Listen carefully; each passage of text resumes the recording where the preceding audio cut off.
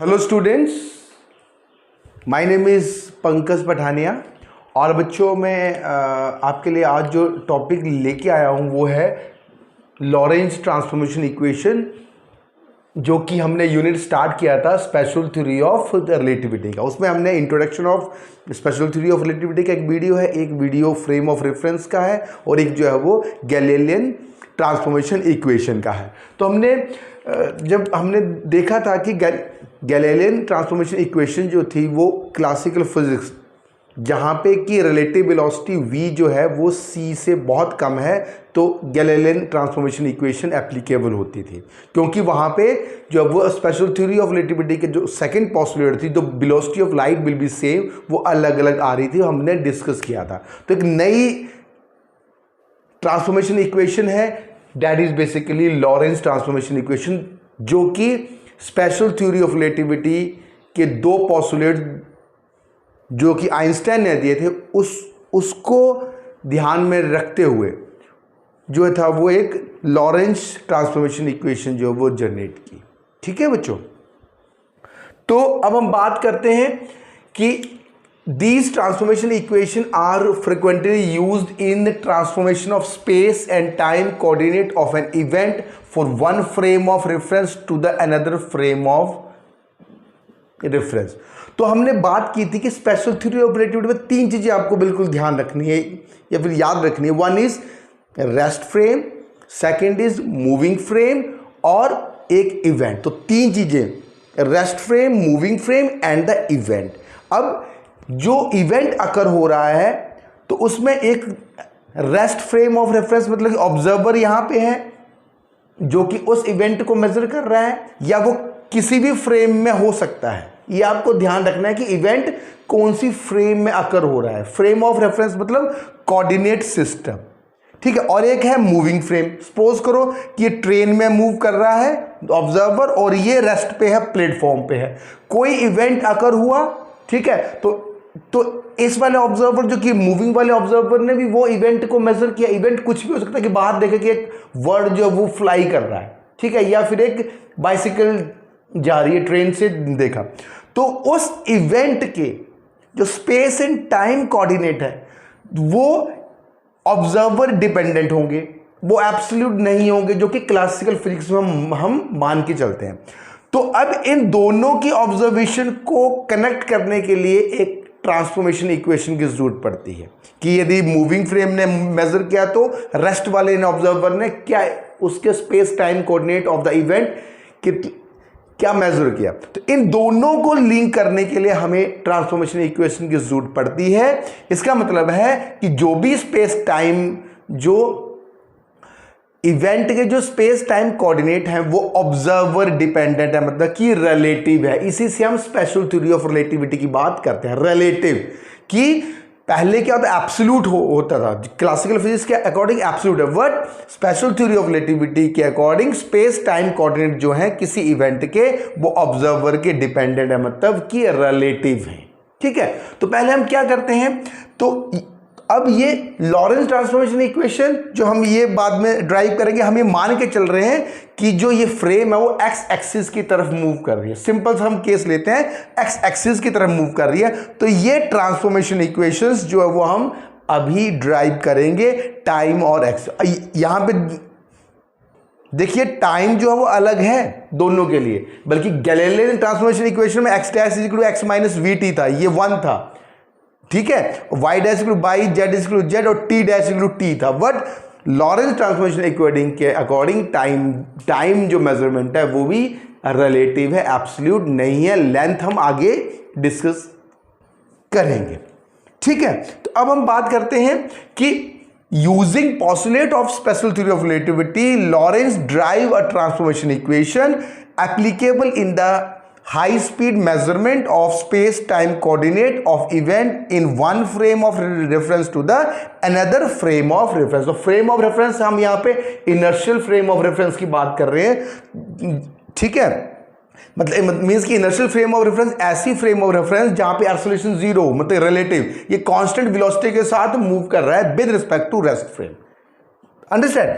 अब ये लॉज क्या है, लॉज ऑफ फिजिक्स। तो फर्स्ट फर्स्ट पॉस्टुलेट्स क्या है स्पेशल थ्योरी ऑफ रिलेटिविटी के, डिस्कस कर चुके हैं। Laws of physics are same in all inertial frame of reference moving with constant velocity means acceleration will be zero and the speed of light in free space is c for all the inertial frame of reference, मतलब कि observer, सारे observer के लिए velocity of light जो होगी वो c होगी, that is not relative, understand. तो इन दोनों पॉस्टुलेट्स को यूज करके जो है वो लॉरेंस ट्रांसफॉर्मेशन इक्वेशन जो है वो ड्राइव की गई, या लॉरेंस ने ट्रांसफॉर्मेशन इक्वेशन बनाई, जो कि ये हम बात करेंगे, ठीक है। तो गैलीलियन की ट्रांसफॉर्मेशन इक्वेशन भी वैलिड है, पर वो लो वेलोसिटी के लिए मेजर है। तो क्योंकि हमने देखा था कि गैलीलियन ट्रांसफॉर्मेशन इक्वेशन में वेलोसिटी ऑफ लाइट जो थी वो ऑब्जर्वर के लिए अलग अलग आ रही थी, इसलिए जो है वो लॉरेंस ट्रांसफॉर्मेशन इक्वेशन की हमें जरूरत पड़ी। अब इन दो पॉस्टुलेट्स को यूज करके हम लॉरेंस ट्रांसफॉर्मेशन इक्वेशन जो है वो जनरेट करें, ठीक है बच्चों। तो पहले हम बात करते हैं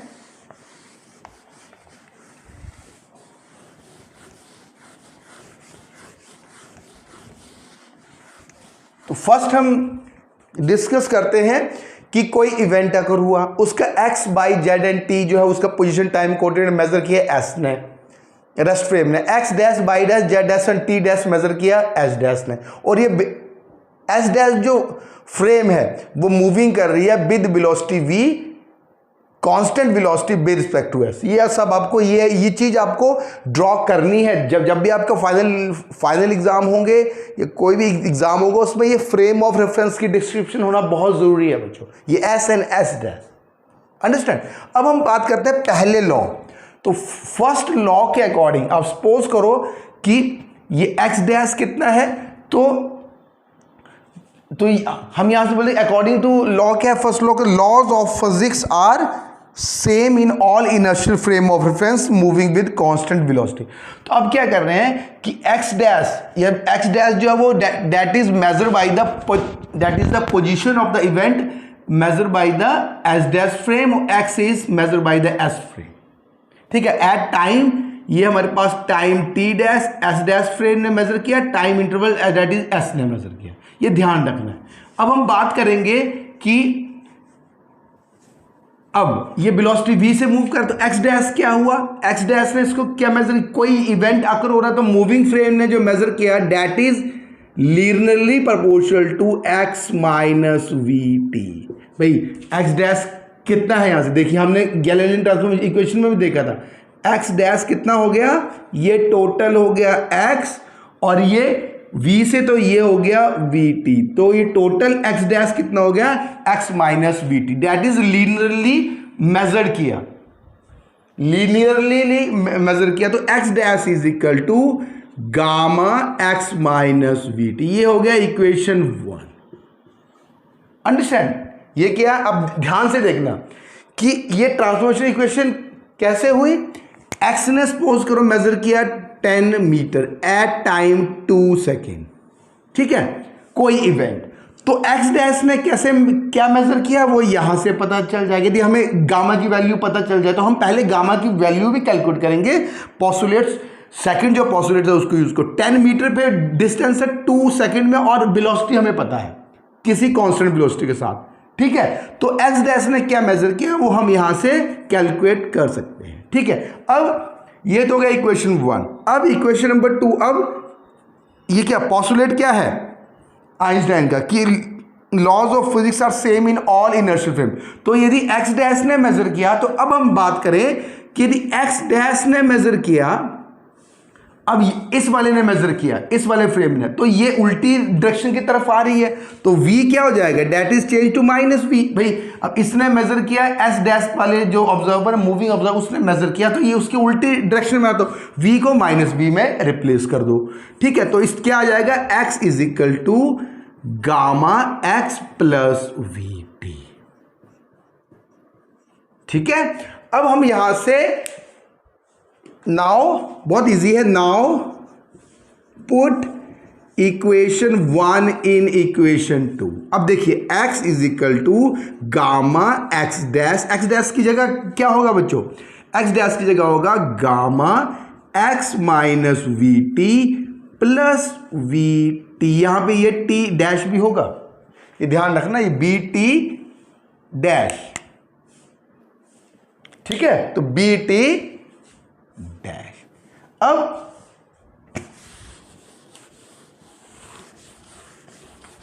ठीक है, तो फर्स्ट पोस्टुलेट्स को यूज कर रहे हैं पहले हम, तो x इज इक्वल, यहां से हम gamma square x minus v T plus gamma we t dash, ये हम यहां से मेजर कर लेंगे। गामा स्क्वेयर हो गया एक्स माइनस वी टी और एक गामा वी टी आ गया। अब यहां से हम टी डैश की वैल्यू को कैलकुलेट कर लें, तो टी डैश, अब यहां से एक्स अपॉन गामा स्क्वायर को कांस्टेंट ले लें। अब यहां से सीधा हम टी डैश को लिख सकते हैं gamma t minus gamma x upon v, देखिए यहां से बिल्कुल that is 1 minus 1 upon gamma square. अब ये तो कर दिया, नाउ पुट इक्वेशन 1 इन 2। अब हम ये करें कि पुट इक्वेशन 2 इन 1, तो ये टी की फॉर्म में आ जाएगा, that is t gamma t dash plus gamma x dash upon v 1 minus 1 y gamma का स्क्वायर। तो दोनों में हम इंटरचेंज कर सकते हैं, एक ने मेजर किया, रेस्ट वाले ने, तो मूविंग वाले ने क्या मेजर किया, यदि मूविंग वाले ने जो मेजरमेंट की है तो जो रेस्ट वाले ऑब्जर्वर ने क्या मेजर किया, तो इसको हम इसको टी डैश, ठीक है, तो हम इसको कर देते हैं इक्वेशन नंबर 3। अंडरस्टैंड, बिल्कुल सिंपल है, इसको सिंप्लीफाई करके आप लिख सकते हैं, जस्ट राइट है, इसको रीअरेंज करना है। अच्छा, अब ये टी डैश आ गया, अब हमें गामा की वैल्यू कैलकुलेट करनी है बच्चों, ठीक है, तो गामा की वैल्यू अब हम यहां से इस टी डैश को लिख लें, gamma t minus gamma x upon v 1 minus gamma का स्क्वायर, ठीक है, और एक्स डैश तो हमने यहां पे कैलकुलेट कर लिया है, gamma x minus v T. अब हमें गामा की वैल्यू को कैलकुलेट करना है, तो हम क्या करेंगे, पोस्टुलेट्स ऑफ रिलेटिविटी, अब second day, now using postulates of second postulates of STR, special theory of relativity. क्या है कि इनर्शियल फ्रेम ऑफ रेफरेंस में जो वेलोसिटी ऑफ लाइट जो है वो सेम है। अब हम क्या करते हैं, यहां से फ्लैश लगाते हैं, फ्लैश कर दिया, ठीक है, तो यहां पे हमने कोई एक लाइट पल्स, इवेंट क्या हुआ कि एक पल्स जनरेट की, ठीक है। अब दोनों ने क्या मेजर किया, तो अब यहां से देखिए एक्स डैश ने मेजर किया, that is c t dash, और एक्स ने क्या मेजर कर दिया, दैट इज सी टी। भाई वेलोसिटी पोजीशन मतलब c multiply by time position, और ये c t dash, that is the equation number, ये 3 था, ये इक्वेशन नंबर 1 था, और x is equal to gamma x plus v t जो था वो 2 था।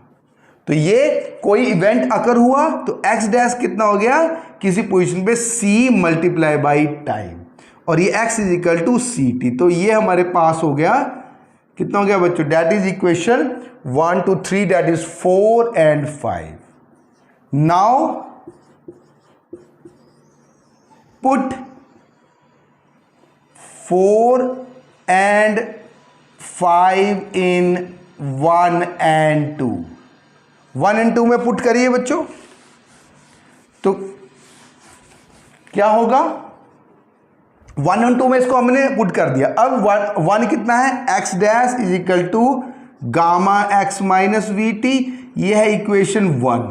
इक्वेशन 1 में हमने इसको पुट किया तो c t dash is equal to gamma c t minus v t, that is equation number 6, ठीक है। सेम हम इसमें x की वैल्यू पुट करेंगे, x की वैल्यू क्या है, सी टी है।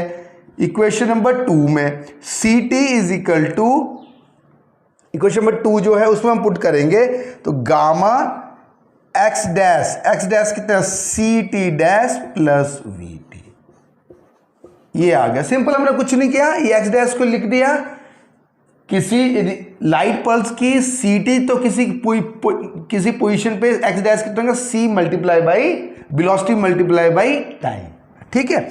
अब नाउ मल्टीप्लाइंग 6 and 7, अब 6 and 7 को मल्टीप्लाई करो, c t T dash is equal to gamma square c t minus v t, और यहां से c t dash plus v t, understand. तो यहां से हमारे पास सी स्क्वेयर टी टी डैश आ गया और एक गामा स्क्वेयर आ गया, तो सी यहां से हमारे पास सी square T T dash plus C V T, ये तो हो गया हमारे पास C T plus B T dash, ये बी टी डैश है, तो सी स्क्वेयर ये हो गया C square T T dash हो गया बच्चों। अब इसके बाद C V T T dash हो गया माइनस सी वी, देखो minus C V T T dash minus B square T dash, बिल्कुल सिंपल है। इससे ये वाला ये कैंसिल हो जाएगा, तो C square T T dash equal to gamma square, ये देखिए ध्यान से, अब यहां से कितना आ गया, टी टी डैश को कॉमन ले लो, तो ये हो गया C square minus B square.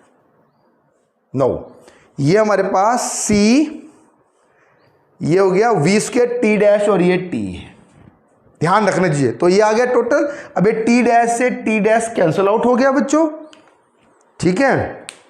अब ये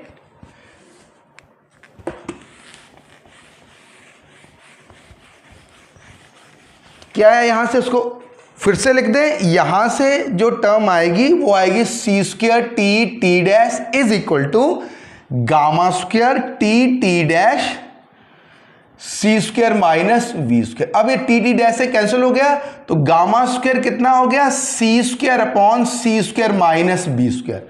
अब ये गामा स्क्वेयर कितना हो गया बच्चों, gamma square is 1 upon 1 minus B square by C square, sorry gamma is equal to 1 upon, तो ये हो गया गामा स्क्वेयर हो गया हमारे पास 1 upon 1 minus B square by C square. इसी तरह से गामा आ गया, that is equation number 8।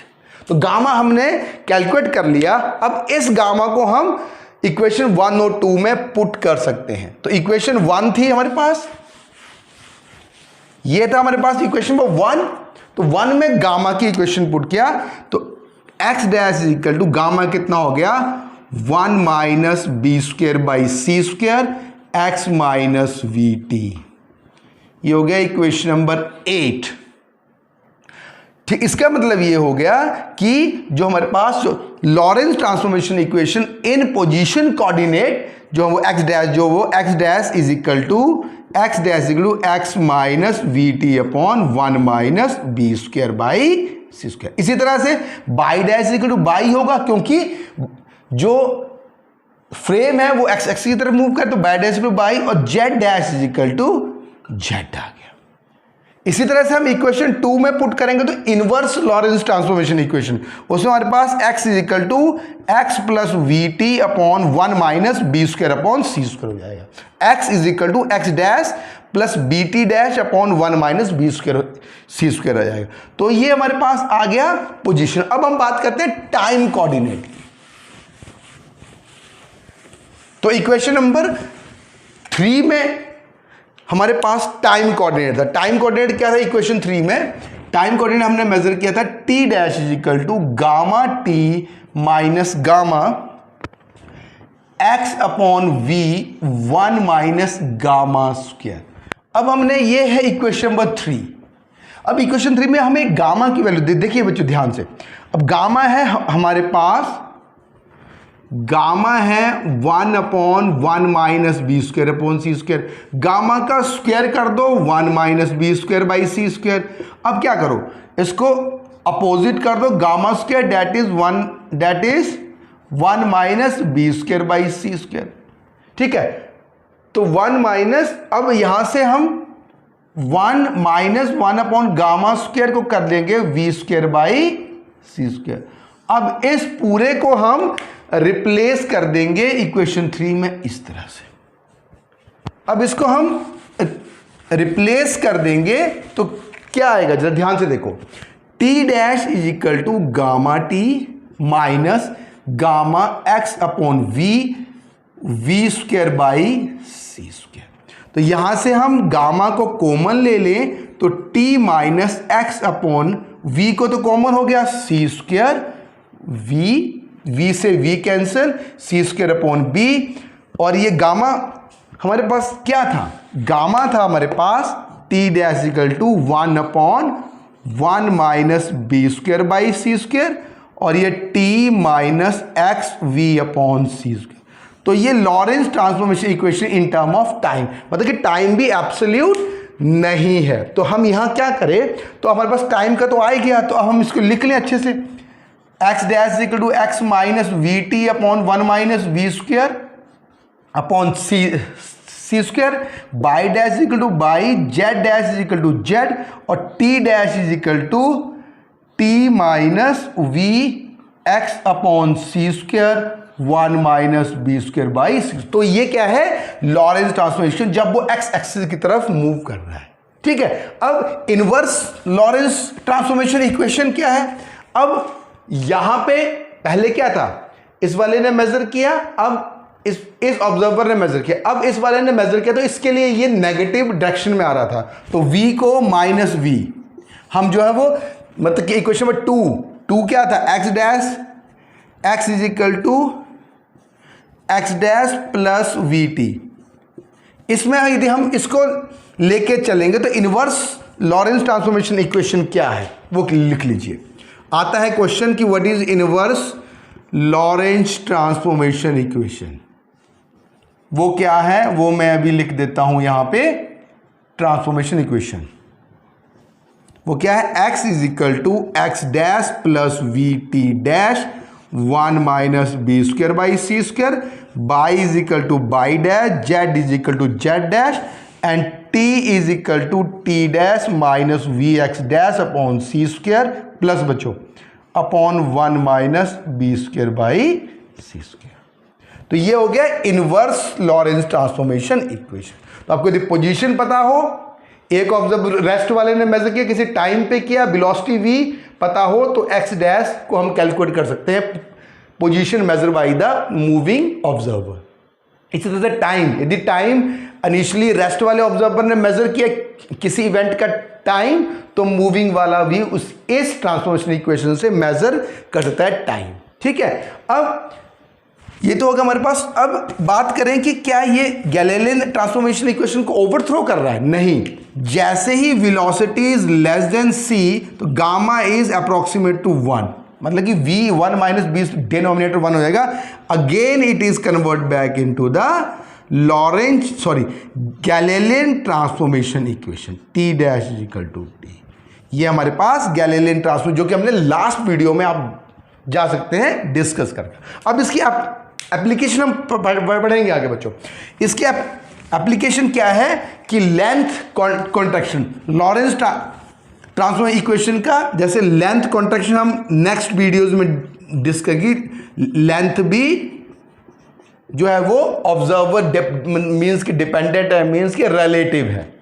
Time भी क्या है, टाइम डायलेशन, तो टाइम मेजरमेंट है इवेंट का, वो भी एब्सोल्यूट नहीं है, रिलेटिव है, वो हम डिस्कस करेंगे। उसके बाद मास, दैट इज रिलेटिविस्टिक मास, कि मास भी क्या है, एब्सोल्यूट नहीं है, वो फ्रेम डिपेंडेंट है या ऑब्जर्वर डिपेंडेंट है। उसके बाद मास एनर्जी इक्विवेलेंस, वेलोसिटी की हम कब बात करेंगे, वेलोसिटी एडिशन थ्योरम। तो ये आपके सिलेबस में ये सारी चीजें हैं, वेलोसिटी एडिशन थ्योरम हम बात करेंगे। उसके बाद लास्ट जो टॉपिक है वो मास एनर्जी इक्विवेलेंस, और इसके न्यूमेरिकल्स भी इंपॉर्टेंट है, आते हैं, वो भी हम डिस्कस करेंगे नेक्स्ट वीडियो में।